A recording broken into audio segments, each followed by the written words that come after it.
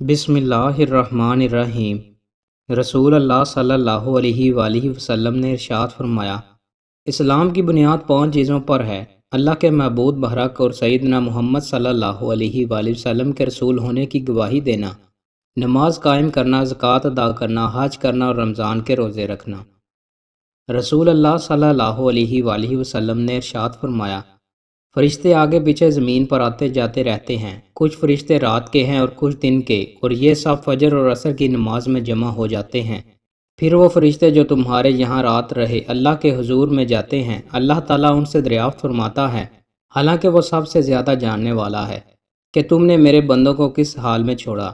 وہ فرشتے عرض کرتے ہیں کہ جب ہم نے انہیں چھوڑا تو وہ فجر کی نماز پڑھ رہے تھے، اور اسی طرح جب ہم ان کے یہاں گئے تھے تب بھی وہ عصر کی نماز پڑھ رہے تھے۔ رسول اللہ صلی اللہ علیہ وآلہ وسلم نے ارشاد فرمایا، تمہیں نماز عشاء کی بدولت پہلی تمام امتوں پر فضیلت دی گئی ہے، تم سے پہلے یہ نماز کسی امت نے نہیں پڑھی۔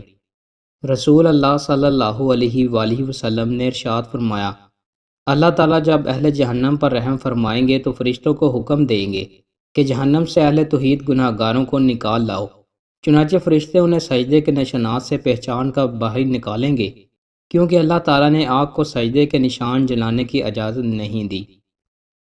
دوستوں، مزید اچھی ویڈیوز کے لیے ہمارے چینل کو سبسکرائب لازمی کریں۔ بہت شکریہ۔